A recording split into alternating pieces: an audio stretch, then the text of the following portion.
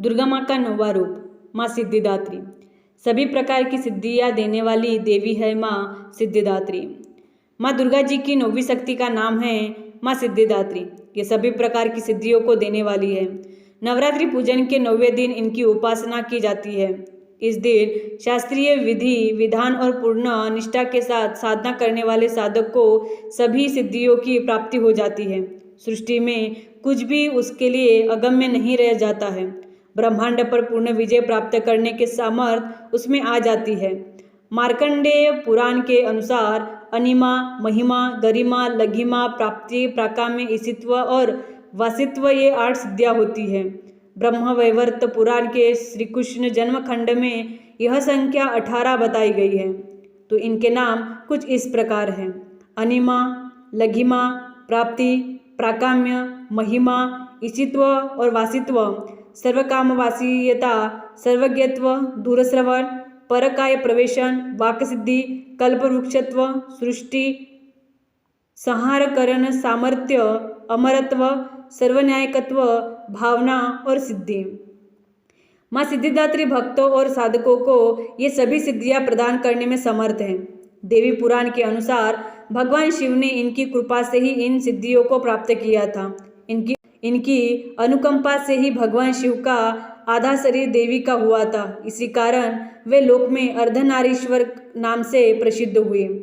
माँ सिद्धिदात्री 4 भुजाओं वाली है। इनका वाहन सिंह है। ये कमल पुष्प पर भी आसीन होती है। इनकी दाहिनी तरफ के नीचे वाले हाथ में कमल पुष्प है। प्रत्येक मनुष्य का यह कर्तव्य है कि वह माँ सिद्धिदात्री की कृपा प्राप्त करने का निरंतर प्रयत्न करे, उनकी आराधना की ओर अग्रसर हो। इनकी कृपा से अनंत दुख रूप संसार से निर्लिप्त रहकर सारे सुखों का भोग करता हुआ वह मोक्ष को प्राप्त कर सकता है। 9 दुर्गाओं में माँ सिद्धिदात्री अंतिम है। अन्य 8 दुर्गाओं की पूजा उपासना शास्त्रीय विधि विधान के अनुसार करते हुए भक्त दुर्गा पूजा के 9वें दिन इनकी उपासना में प्रवृत्त होते हैं। इन सिद्धिदात्री माँ की उपासना पूर्ण कर लेने के बाद भक्तों और साधकों की लौकिक पारलौकिक सभी प्रकार की कामनाओं की पूर्ति हो जाती है। सिद्धिदात्री माँ के कृपा पात्र भक्त के भीतर कोई ऐसी कामना शेष बचती ही नहीं है जिसे वह पूर्ण करना चाहिए। वह सभी सांसारिक इच्छाओं, आवश्यकताओं और स्पृहाओं से ऊपर उठकर मानसिक रूप से माँ भगवती के दिव्य लोकों में विचरण करता हुआ उनके कृपा रस पीयूष का निरंतर पान करता हुआ विषय भोग शून्य हो जाता है।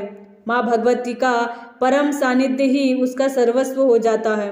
इस परम पद को पाने के बाद उसे अन्य किसी भी वस्तु की आवश्यकता नहीं रह जाती। माँ के चरणों का यह सानिध्य प्राप्त करने के लिए हमें निरंतर नियमनिष्ठ रहकर उनकी उपासना करनी चाहिए।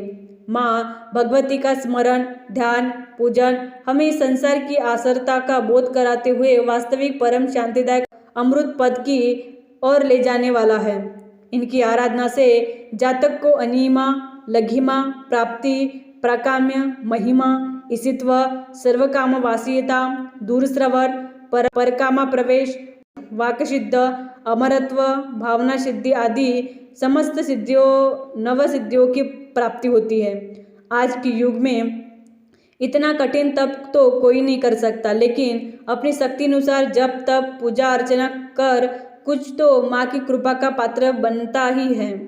प्रत्येक सर्वसाधारण के लिए आराधना योग्य यह श्लोक सरल और स्पष्ट है। माँ जगदम्बे की भक्ति पाने के लिए इसे कंठस्थ कर नवरात्रि में 9वीं के दिन इसका जाप करना चाहिए।